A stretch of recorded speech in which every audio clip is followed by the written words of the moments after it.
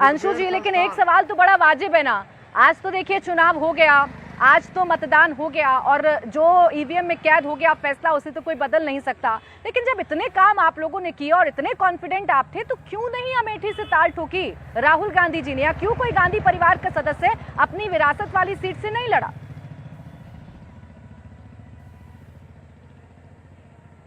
देखिए प्राची जी, हमने काम किए हैं और राहुल गांधी जी ने अभी जो सभा थी 2 दिन पहले, उसमें भी उन्होंने कहा कि रायबरेली और अमेठी दोनों में हमारे लिए एक जैसे हैं, एक समान हैं। जो 10 रुपए अगर अमेठी को आएगा तो 10 रुपए अमेठी रायबरेली को भी जाएगा और 10 रुपए अमेठी को भी जाएगा। अमेठी से हमारा पारिवारिक रिश्ता है। मैं अमेठी जब आया था तो मेरी उम्र 12 साल थी, मैंने अमेठी से ही सीखा है। अब आपने कहा कि चुनाव क्यों नहीं लड़े, देखिए चुनाव रायबरेली से लड़ रहे हैं, हाँ। वायनाड से लड़ रहे हैं, देश में बेल्लारी से सोनिया गांधी जी लड़ी थी, इंदिरा गांधी जी चिकमंगलुरु से लड़ी थी, लेकिन रायबरेली अमेठी को नहीं छोड़ा।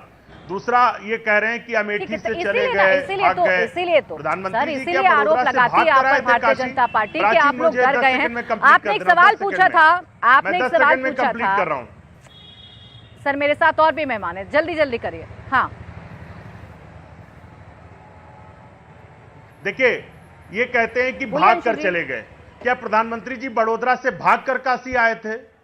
क्या अटल बिहारी वाजपेयी भागकर बलरामपुर से ग्वालियर जाते थे, ग्वालियर से लखनऊ आए थे? क्या आडवाणी जी भाग भाग कर चुनाव लड़ते थे? अरे ये गांधी परिवार की लोकप्रियता है कि देश में इसका छोटा सा जवाब दीजिए, फिर नाहिद जी आपके पास करता हूं आपके चैनल देखिए प्राची जी, प्रधानमंत्री नरेंद्र मोदी ठीक है अंशु जी, लड़के दिखाते हैं। प्राची जी ठीक है अंशु जी, अच्छा आपने जो एग्जाम्पल दिया अब उसका जवाब आने दीजिए। अंशु जी, प्राची जी, इन्होंने अभी कहा स्मृति ईरानी जी ने घूम घूम कर क्या काम किए, तो सुनिए 4 लाख लोगों को टॉयलेट मिला, 3,80,000 लोगों को गैस पाइप का वाटर कनेक्शन मिला, 1,14,000 घर बने, 1,50,000 लोगों को इलेक्ट्रिसिटी कनेक्शन बने, 4 लाख किसानों को किसान सम्मान निधि मिली, 7,000 करोड़ का इन्वेस्टमेंट आया, 13,000 लखपति दीदी बनी, सॉइल टेस्टिंग लैब बना, रेल नीर प्लांट बना, मिलिट्री स्कूल बना, 210 रोड बने, गर्ल्स कॉलेज बना। अब मैं इनसे पूछना चाहता हूँ कि स्मृति ईरानी तो 60 बार गई अमेठी, हारने के बाद भी गई, राहुल गांधी हारने के बाद और 2014 में तो जीते थे, उसके बाद कुल मिलाकर कितनी बार गए? क्योंकि शहजाद पूनावाला और अंशुल गुप्ता के जाने का वहां पे सवाल नहीं है। अंशु गुप्ता और शहजाद पूनावाला का काम टीवी पर बैठकर अपने प्रवक्ता होने का धर्म निभाना है, पर मुझे बताइए जो चुनाव वहां पर लड़ते हैं, स्मृति ईरानी 60 बार गई, अब राहुल गांधी कितने बार गए वो जरा बताइए। राहुल गांधी बैंकॉक ज्यादा गए, अमेठी कम गए। अच्छा ठीक है, इसका हिसाब हम बाद में कर लेंगे। अंशुल जी आप इसका जवाब दीजिएगा और बताइएगा, जरूर काउंट करके बताइएगा कि राहुल गांधी को कितनी बार अपने संसदीय क्षेत्र रहे अमेठी की याद आई थी। उससे पहले नाहिद जी को चर्चा में ले आती हूँ। नाहिद जी, आपने तो अलग ही दावा किया हुआ है, आप तो हर फेज में एक अलग दावा करते हैं आपके नेता, और उनका तो पक्का है कि 80 में से 79 सीटें जीत रहे हैं, तो ये काशी को क्यों छोड़ रहे हैं? वहां पर भी जीत का दावा कर ही दीजिए जब दावा ही करना है तो। देखिए प्राची जी, मैं शुरू से बताती हूँ आपको। देखिए 3 चरण के जो चुनाव हुए, तीसरे चरण में आप देखिए कि माननीय डिम्पल यादव जी ने जोरदार चौका मारा। तीनों चरण में भाजपा का सुपड़ा साफ हुआ, बुरी दुर्गत हुई। उसके बाद चौथा चरण आया, 13 लोकसभा सीटों पर चुनाव हुआ।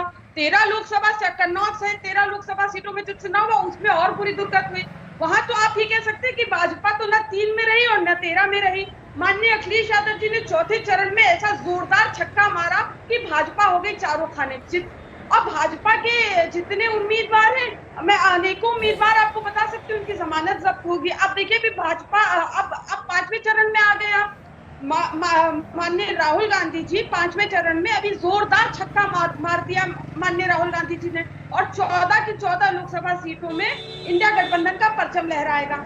इंडिया गठबंधन के उम्मीदवारों को जनमानस जो है जोरदार तरीके से झमाझम अपने वोटों की बारिश कर रही है इंडिया गठबंधन के उम्मीदवारों को, और दोनों हाथ दोनों पैरों से भाजपा के उम्मीदवारों को चरखा दाव से जोरदार पटकनी भी दे रही है। अभी आप देखिए, अभी बात हो रही थी कि वो डर के भागे, ये डर के भागे। अरे मैं ये सब बातें नहीं करना चाहती कि मोदी जी गुजरात से डर के भागे या भगाए गए, मैं ये सब बातें नहीं करना चाहती। लेकिन जो आप क्यूटो की बात करी तो ये तो सही बात है कि देखिए 80 के 80 लोकसभा सीटों में इंडिया गठबंधन की जीत तय है, लेकिन जो एक सीट क्यूटो है, अभी तो वहां की काशी की जनमानस तय करेगी ना ये क्यूटो बना कि नहीं बना। वैसी जनमानस वहां बहुत नाराज है, बहुत आक्रोशित है। जिस तरह से बनारस हिंदू यूनिवर्सिटी में 70 साल में जो नहीं हुआ वो अब हुआ।